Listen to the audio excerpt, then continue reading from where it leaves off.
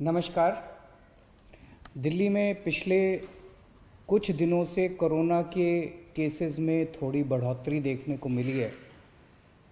जो पहले सर्ज आया था पिछले साल जून में, फिर सितंबर में, फिर नवंबर में, जब 8,000 केस, 6,000, 7,000 केसेस हो गए थे, उस तरह से तो नहीं है। लेकिन पिछले कुछ हफ्तों के अंदर एक वक्त ऐसा था जब 100-125 केसेस डेली के ऊपर हम लोग पहुंच गए थे। लेकिन पिछले कुछ दिनों में, खासकर पिछले 3 दिन में, थोड़ी बढ़ोतरी ज़्यादा देखने को मिली है और कल 500 से ज़्यादा केसेस देखने को मिले। तो उसको ध्यान में रखते हुए आज हम सब लोगों ने हमारे सरकार में इसके ऊपर चिंता की। सबसे पहले तो मैं ये कहना चाहता हूँ कि बढ़ोतरी है, लेकिन मामूली है, ज़्यादा घबराने की बात नहीं है। चूँकि केसेस बहुत ज़्यादा कम हो गए थे, तो जब हम परसेंटेज के तौर पे देखें तो इतने परसेंट ज़्यादा लगता है। लेकिन नंबर्स के तौर पे जैसे मैंने बताया, पहले 6,000 7,000 केस होते थे, अब 500 के करीब केस हैं।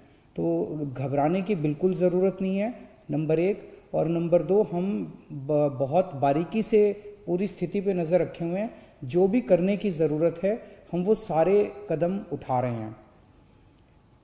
दिल्ली के अपने जो एक्सपर्ट्स हैं उनकी राय ली जा रही है, और केंद्र सरकार के जो एक्सपर्ट्स हैं उनके भी लगातार संपर्क में दिल्ली सरकार बनी हुई है, और उन सभी एक्सपर्ट्स से हम राय ले रहे हैं, और जो वो बता रहे हैं वो सारे कदम उठाए जा रहे हैं। चूँकि पिछले कुछ हफ्तों में केसेस कम हो गए थे, तो थोड़ा बहुत ढिलाई आ गई थी पूरे सिस्टम के अंदर। आज सख्त आदेश जारी कर दिए गए कि भाई जो हमारा ट्रैकिंग, आइसोलेशन वाला जो पूरा सिस्टम था उसको और सख्ती के साथ हमें लागू करना है, सर्विलेंस को सख्ती के साथ लागू करना है, और एनफोर्समेंट बहुत सख्त करना है। जो मास्क पहनने का और सोशल डिस्टेंसिंग का, ये सारी चीज़ें हमें अब सख्ती के साथ लागू करनी है। लेकिन जैसा हम जानते हैं कि जनवरी के महीने से देश भर में वैक्सीनेशन का कार्यक्रम शुरू हो गया। वैक्सीन लगाने के बाद काफ़ी हाई चांसेस होते हैं कि आदमी को दोबारा कोरोना नहीं होगा, और वैक्सीन एक तरह से कोरोना से बचने का सबसे इफ़ेक्टिव तरीका आज के डेट में है। तो एक तरफ तो अपने को वैक्सीन आ गई है, और दूसरी तरफ अगर कोरोना के केस बढ़ें तो ये सही नहीं है। तो आज उसके ऊपर भी चर्चा हुई। हमने देखा कि दिल्ली के अंदर लगभग 30 से 40 हज़ार लोगों को हम डेली लगा रहे हैं। इसमें दोनों चीज़ें हैं। एक तरफ तो हमारे अंदर, सिस्टम के अंदर जो भी कमियां हैं उन कमियों को दूर किया जाएगा ताकि ज़्यादा से ज़्यादा लोगों को वैक्सीन लगाई जा सकें, और दूसरी तरफ जो लोग अभी भी लगवाने में हिचकिचा रहे हैं उनको मैं अपील करना चाहता हूं कि हिचकिचाने की ज़रूरत नहीं है। मैंने भी लगवा लिया वैक्सीन, मेरे माता पिता ने भी लगवा लिया, सब लोग सही हैं, किसी को कोई प्रॉब्लम नहीं हुई। उल्टा अब हम सेफ हो गए हैं कोरोना से। तो एक तो सबको मैं अपील करना चाहता हूं कि सब लोग जो एलिजिबल हैं वो वैक्सीन लगवाएं। ये जो 30 से 40 हज़ार पर डे वैक्सीन लग रहे हैं, अब इसको बढ़ा के हम 1.25 लाख पर डे वैक्सीन लगाया करेंगे। अगले कुछ दिनों के अंदर हम इसके लिए अपनी कैपेसिटी भी बढ़ा रहे हैं।